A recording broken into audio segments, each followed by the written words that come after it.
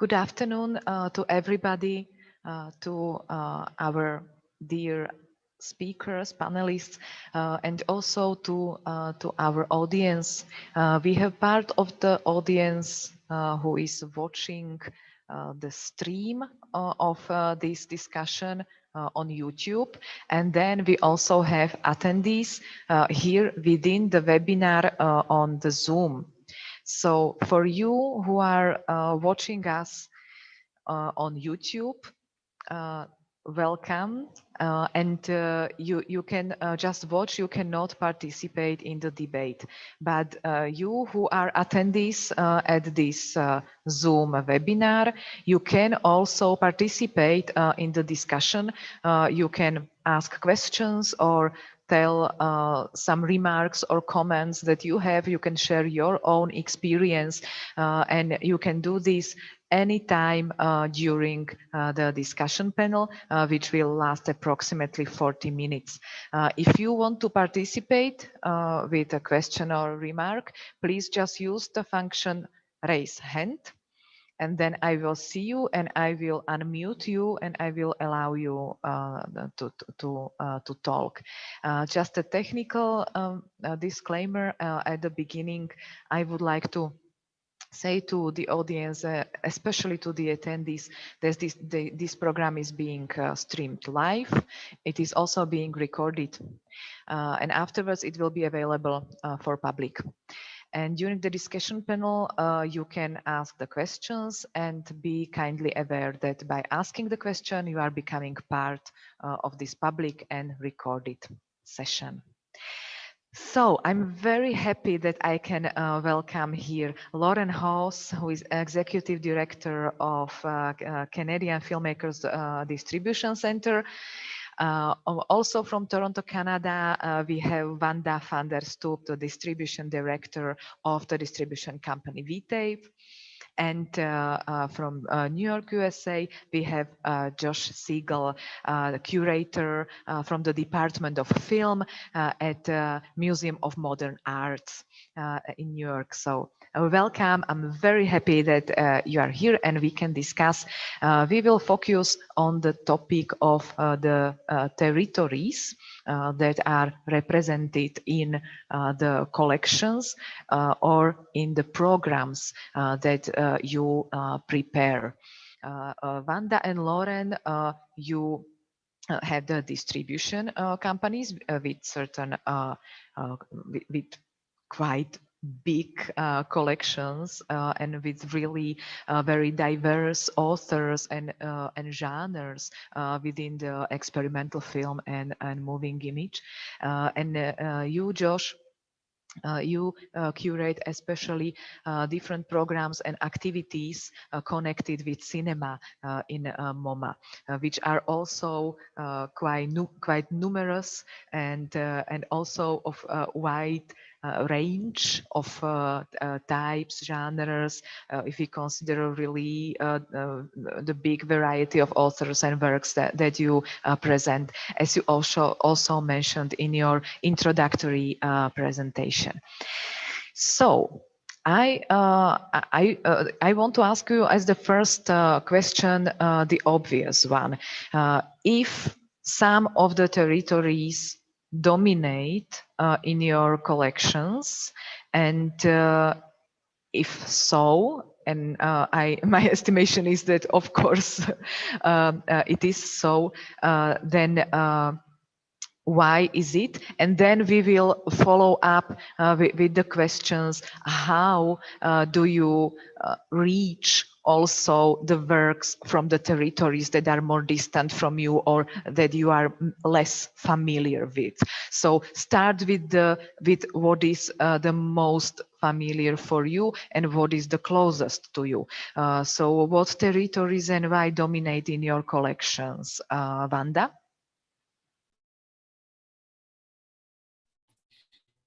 Hi, Andrea. Thank you so much. It's really a pleasure to be here.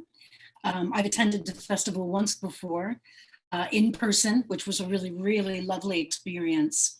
And it was a great match for us because of the experimental nature of the festival. So that is maybe a good place to start in terms of the kind of catalog that VTape has. And we refer to our collection more as a catalog because because we've been around since 1980.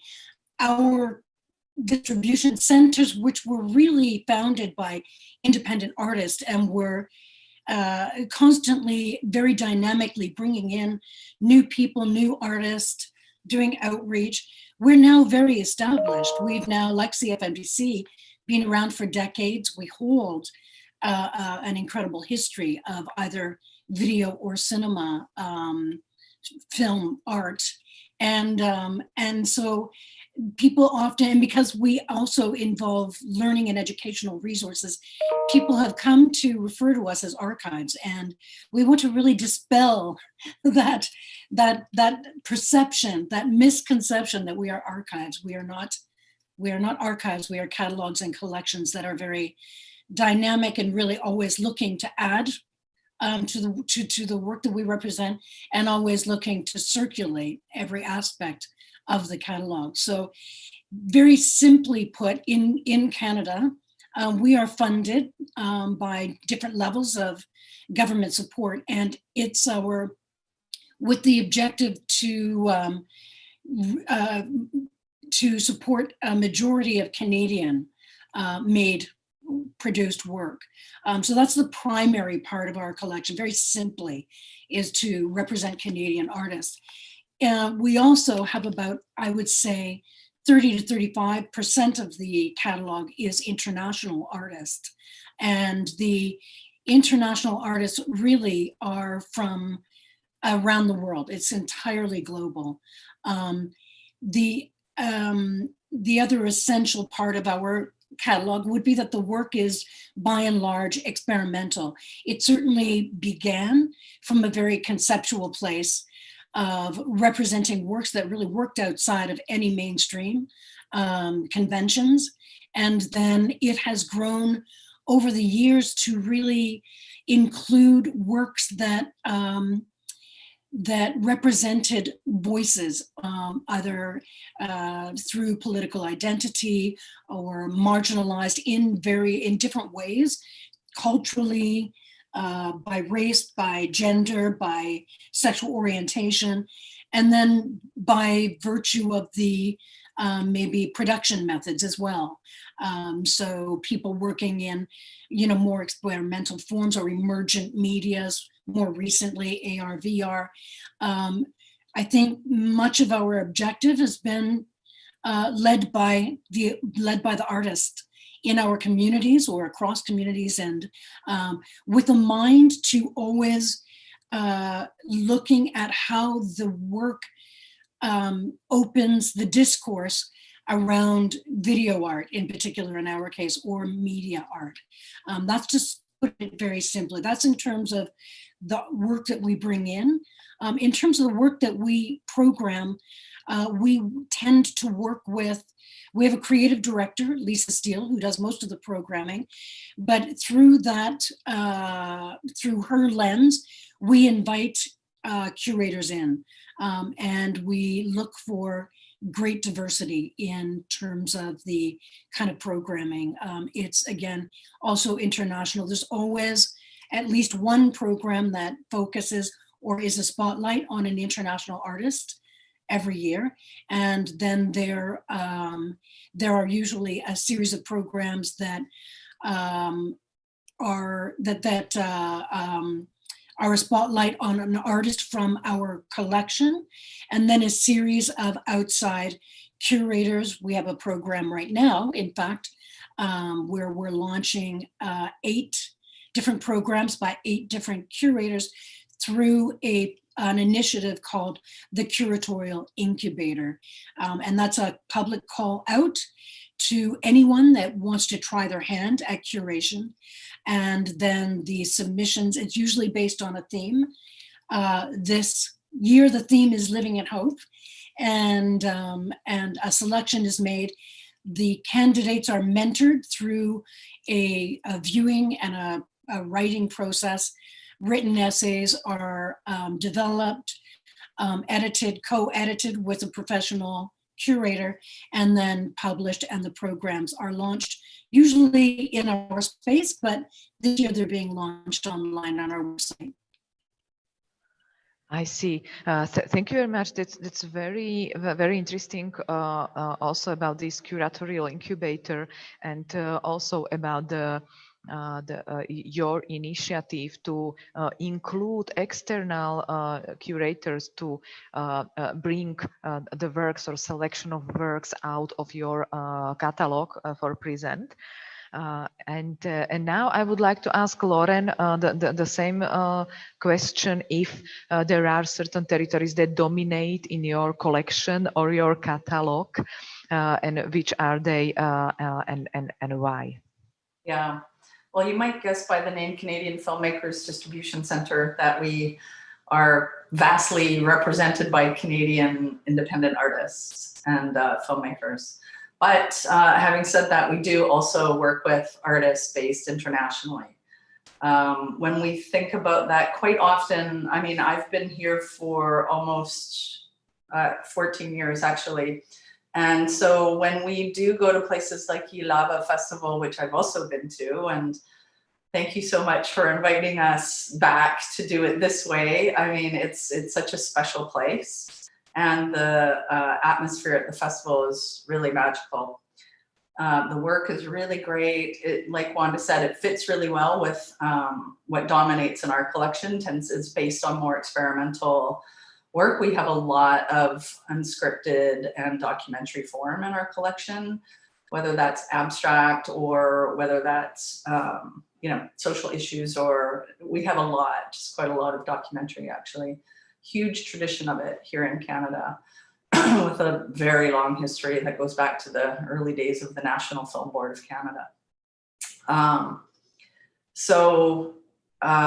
We have about 4,400 titles that we've amassed in our catalog since 1967. So the roots of CFMDC are very much in experimental filmmakers working with celluloid. That tradition carries on in Toronto, actually. There's a really great infrastructure in Toronto that we still have an independent film lab called Niagara Custom Lab. We have a couple really great production centers, namely LIFT, Liaison of Independent Filmmakers of Toronto. So you can get all the analog and all the digital gear there that you would need to shoot under times when we can all go outside and make films, which nobody seems to be doing these days. But yeah, so we are really rooted in the experimental tradition. But having said that, in contemporary times, we do take international work, and we, I think, you know, as Wanda was touching on, we really think a lot about equity. We're looking at how work is coming into our collection today because we have limited resources. We're funded through Canada Council and various other arts councils here in Canada. So that's really rooted in supporting artists. And so, you know, our mandate is to support primarily Canadian artists, but when international work speaks to the kind of work that we have in our catalog, it creates a bigger conversation and an international conversation. So that's really important and we look at sort of who's the filmmaker, what's the voice behind this film. So thinking about equity, experimental film tradition was very much a white male domain here in North America. And that has really shifted dramatically over the last 5 decades, thankfully. So we really look at sort of a diversity of perspectives when we're bringing work into the catalog. And same with, we don't have an artistic director or programmer, but we've moved into a new media art center where we do have much more space for showing films and having projects, including installations. So we do project by project work with a lot of curators and artists that are making work or creating symposiums, that sort of thing. So it's thoughtful about the new work coming in because we do have limited resources, but it's also, we also have, to an extent, we have an open door policy as well. So if an artist, rather than us curating it or being gatekeepers, if an artist really wants to put their work at CFMDC, you know, there are times where we're like, this is not the kind of work that we feel like we can do a lot. We can't serve the work and do it justice because it doesn't fit with our rubric of the kind of festivals and clients we work with. But still, if a person really wants their work here, they can deposit it here. So that's if I may. Yeah. That's really really fantastic to name explicitly this open door policy, and also thinking about equity and about diversity from different perspectives, and of course that like the territorial diversity is one of them. But I fully understand that first, the original objective of the kind of co-op that was established at the end of 1960s was primarily aimed, or it was created, established by Canadian filmmakers. So of course it's very logical for you, as for the VTape, that the majority of the collection is Canadian, but with your experience and your reach into the world of different modes of presenting experimental cinema and moving image, it's really fantastic that both of your companies include also artists from other territories and other countries, and that you are open to that. That's fantastic. We will come back. We will follow up on this. But now I would like to ask Josh about the two things. First one is do you hear me? Do you hear me? It seems that everybody else hears me.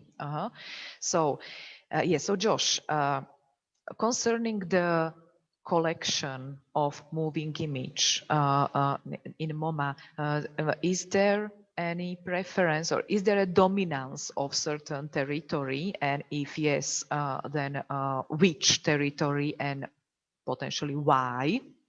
And then I will also ask you about the programs that you prepare for your cinemas or for the discussions with the authors, if there is also some dominance of certain territory. And I have to say explicitly that I don't mean it in a bad way.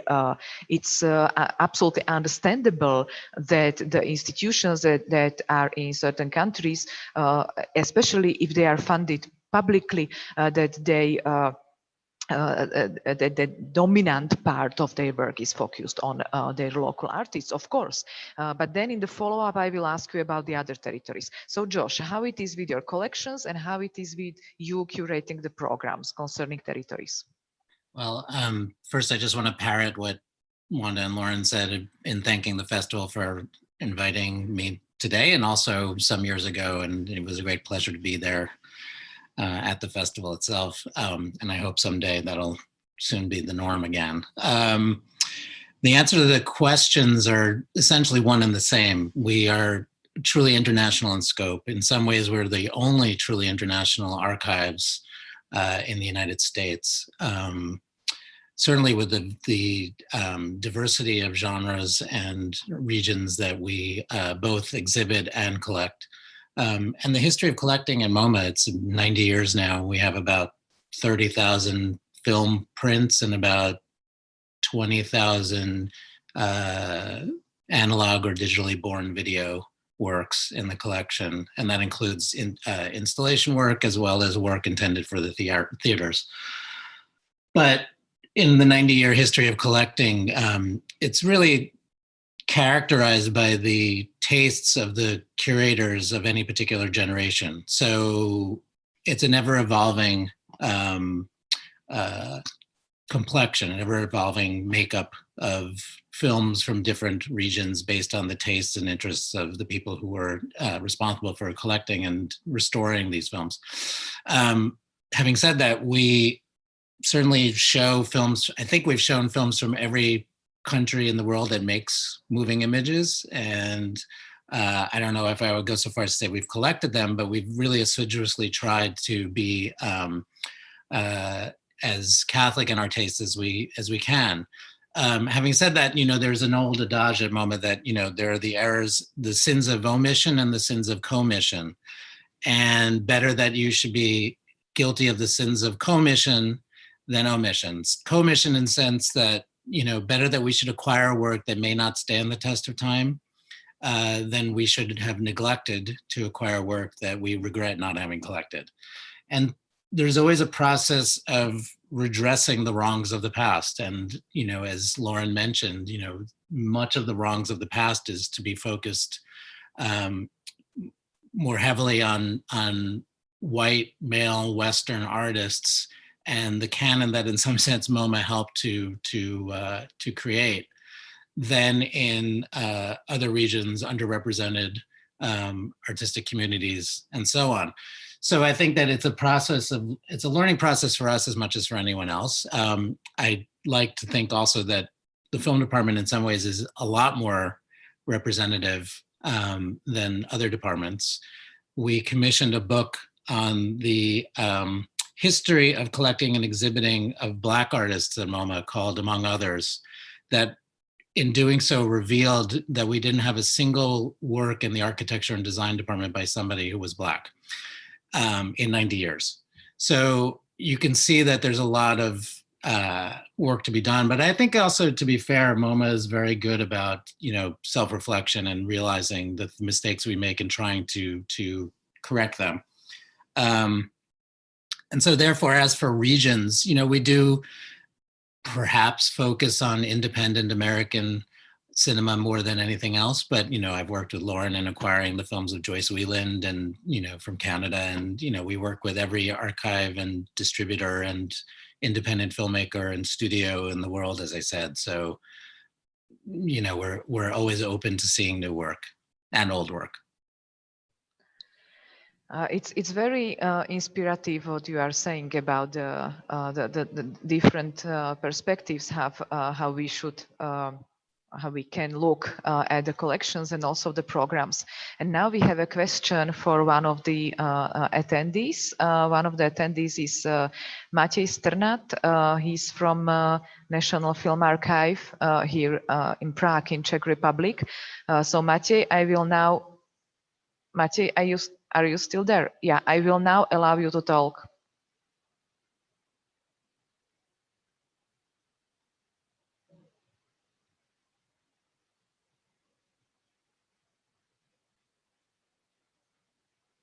I think you have to unmute. Maciej, probably you have okay, so you have issues with the microphone. Okay, then Maciej, try to resolve these issues, and when you are ready, please raise your hand again. And so now I will continue. I will follow up on what we just said. I think it's quite not obvious, but we can assume how you acquire the works. For example, Wanda and Lauren from Canada, and you also said that it's important who are the artists that address you and offer their works. But I am interested in how you search for the works that are from the territories that are distant from you, and I'm also distant, like that they are on other continents, but especially I mean the territories that you are less familiar with. And of course I mean also Central and Eastern Europe, because especially our experimental or underground work, but big part of our work that was made during the communist times in the second half of 20th century was really not known behind behind the wall that was dividing the Eastern and the Western Bloc. But also, I mean, for example, Asian countries, or maybe such even more distant the territories as Africa. So when you have these regions, how do you acquire works from these territories? How do you search for them? How you discover authors from them? Josh, can you start with this? Well, I mean, it's a good question. I think one obvious answer is to travel as much as possible and to attend as many festivals as possible and to build a network of contacts in these various regions you're describing. Another thing that we have done in the last 10 years or so is to create a series of initiatives called CMAP, which focus on particular regions. Right now we have Latin America, Africa, Central and Eastern Europe, and Asia. So 4 major groups. And essentially dedicated to inviting scholars and artists from these regions to come talk to us and to take the long view, not only with basically an admission of humility that there's a lot we still have to learn and there's a lot still to be discovered, and that only by reaching out to experts can we ever become more educated on these various regions. And it's not with a mind solely to acquire work. I think that's a sort of colonialist idea we have to get past. It's really with a mind to kind of enriching not only the collection, but our exhibition practices, our scholarship, and also the kinds of artists we invite to take part in the kinds of work, initiatives we do at PS1, which is our more contemporary sister institution. So these regions, oh shit.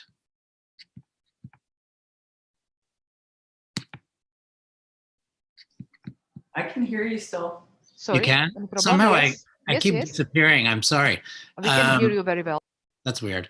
Are you okay, Josh? But then he did disappear. Yeah, probably we lost Josh, but I hope that he will reconnect. So we will continue with Lauren and Wanda about this question. So how do you reach these territories you are less familiar with? Maybe Wanda will start. Wanda, please. Sure. Yeah, I think what Josh was saying is certainly true. Festivals, attending festivals, but I think actually it's also in the building of a relationship with festivals. And I know that Lauren would agree with this because we've traveled a fair bit together. But the festivals that really are have a relationship to us and to our catalogs and that are really interested in giving us a space and support at the festival is extremely helpful. It allows us to return to particular festivals, international festivals, either like Ji.hlava or the International Film Festival Rotterdam, Oberhausen, Clermont-Ferrand, like some of the really central sort of key and very significant festivals in terms of the scope of the programming globally. So we certainly interacted with artists in many of those festivals, had the opportunity to meet artists from around the world and have in a location and in a situation where there was a lot of discussion around the work and a lot of context. And that really helps us to get to know where things are happening, where there's, new work might be finally being funded and being really pushed forward, such as Africa. So that is a really key place for us to find international work in particular, but also in Canada in particular, we're made up of a really diverse diaspora. So a lot of the work even coming internationally can start with the artist producing in Canada, but from a really diverse backgrounds, including Eastern Europe. And those artists are often connecting with the countries that they come from. They're often looking to connect with their producers or curators and bringing that information back into Canada in a really interactive and really dynamic way. And that has actually really, that has brought some of the most interesting work, I would say, into the VTape collection. People from South Africa like Ji.hlava, international artists. Latin community is very significant in Canada and has brought in a lot of work from the diaspora and also from the countries that that individuals may originate from, like Colombia, Brazil, Argentina.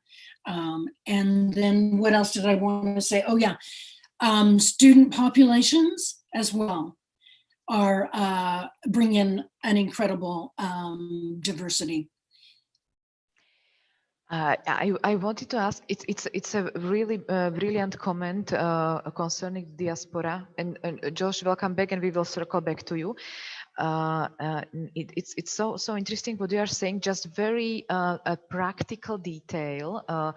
I understand what you said, building the relationships, traveling to these countries, building the relationships with also scholars, also curators there on the spot, and meeting the artists. So if I am a festival organizer, you are the distributor. So when you travel here, what is the most useful for you? Is it useful if I offer you arranging meetings with certain artists, or is it more useful for you that I tell you, you can sit here to this computer and you have 100 films of I don't know, experimental films from the Visegrad countries, and old and new, and you can watch them here. So what is the most useful practical step that the people from, not only from Central Europe but also from Asia, Africa, can do to grab your attention and to offer you these works effectively? Yeah, I think the offering to meet with artists is really ideal, because being able to have those conversations, you just are able to you're able to get to a greater depth of conversation around the work. Also, being on panels is wonderful. It gives us the opportunity to talk about the kind of organizations that we are, the kind of work that we might collect, and then open it up to Q&As and have the artists interact that way. Post the panels, it really, it gives the artist an opportunity to evaluate what we're saying and decide whether they want to talk to us at all. And it gives us an opportunity to respond to really specific questions that they might have. So that, very practically speaking, I would say panels, and then being able to meet the artist. Those are two of the really important ways that I would look to add artists to our collection at VTape. Mm-hmm. Perfect. Thank you. Lauren, so how is it with you? How do you or CFMDC looks for works or artists in more distant territories, and so how do you search for them, or how you research these areas? Well, I mean, we operate very much like Wanda said. Wanda and I travel together quite often. It extends our resources if we are at the same festivals at the same time. It is really very much about relationship building, as Wanda said. You know, we really operate in the same spirit, our two organizations. And, you know, we have to talk about how well-resourced we are in Canada as well. So we have, through the Canada Council for the Arts, we have a lot of resources for traveling market development, as they call it. So we do get the travel grants to fly around the world, both to present Canadian work and to have these international conversations with artists and curators and scholars. To be quite honest with you, when I travel, I'm not always focused on acquisitions for the catalog. I'm more focused on meeting programmers and curators that we can set up exchanges with. So we can see work through their lens of their area of expertise, or whether that's a localized, and that creates more exchange for us. And also luckily, like, we've built relationships with festivals around the world, and a lot of times we've been invited back year after year. If they're Biennale, there's an experimental festival called Experimenta in India that I've been going to every 2 years, run by Shai Heredia. I've been going down to Argentina. There's a huge experimental community working in Buenos Aires. And most recently, I've been invited to Tokyo. And I realized when I recently set up a tour that got canceled due to COVID, but the resources we have to bring showcase programs and tour the work of Canadian artists, we're realizing that the host doesn't necessarily have the same resources that we have to bring the work. So with that in mind, it's also creating accessibility and kind of more of a global conversation, I guess, is one of the goals there. Exactly. This was very, very important remarks. First of all, it's really, I'm one of the admirers of the system of cultural support of the culture in Canada in certain ways. Of course, that I have only a very limited view, but it's really great that also people from the infrastructure for experimental films can be part of grant schemes, or you can acquire money for example, traveling and presenting the works, but also establishing these contacts you are talking about, because what is the other very important thing that you mentioned, that it's also so very important to meet the people who are deeply familiar with the films in these distant territories, and to talk to them, and also to see this landscape of cinema from through their eyes, through the domestic perspective. Yeah, that's also so very important. Thank you, Lauren. And now we circle back to Josh. So Josh, you can finish what you started. We were talking about how through what methods and processes are you getting closer to the works or artists that are from these more distant territories.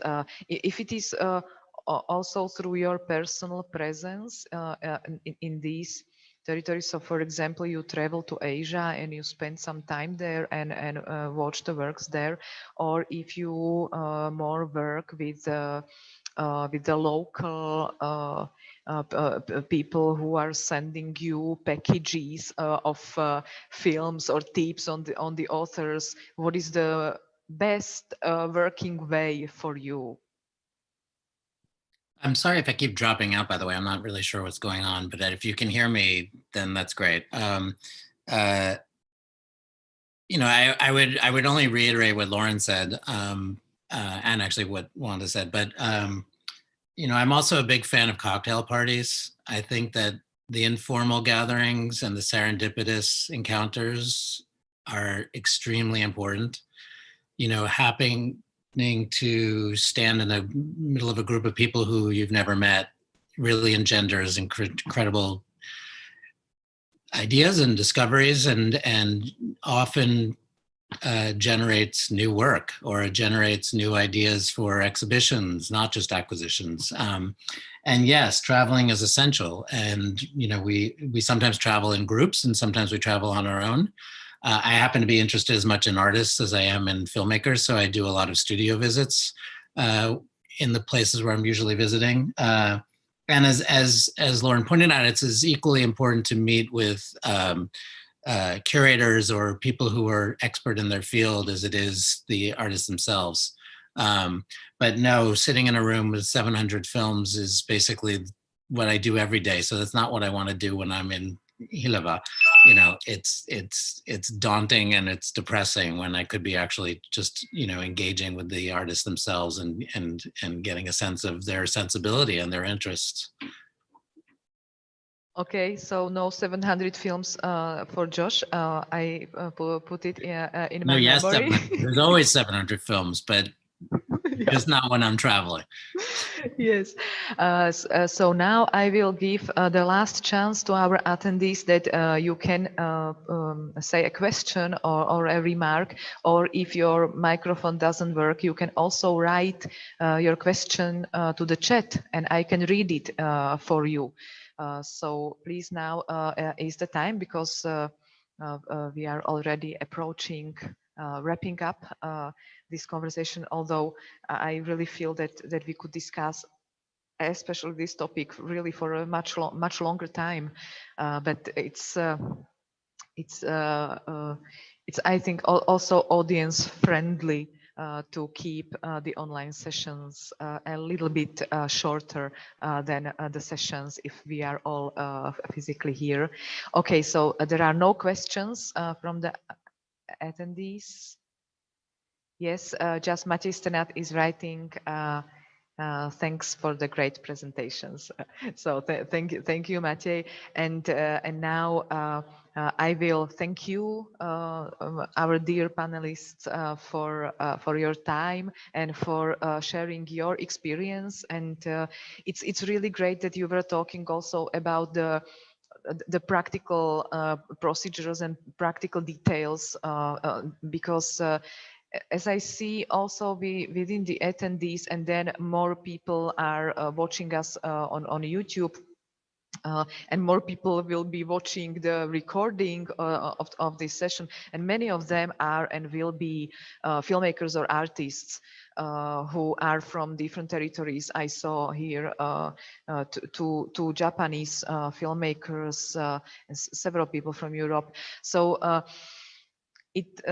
so this conversation with you was really so important to also to understand for us what is useful for you, because obviously you are open to get more familiar with the works from the distant territories. So thank you very much for sharing your views and experience, and take care. And also, healthy. don't fight with your cat, because your cat is always going to win. Yes, please don't fight with your cats, and please take care of yourselves and of your health. Thanks for having us. Yeah, thanks very much. We missed the campfires around Ji.hlava, but this is a good solution to this problem. Me too. I hope everybody stays safe over there. Yeah, you too. Yeah. We are very much trying. Thank you. All right. Goodbye. Thank you.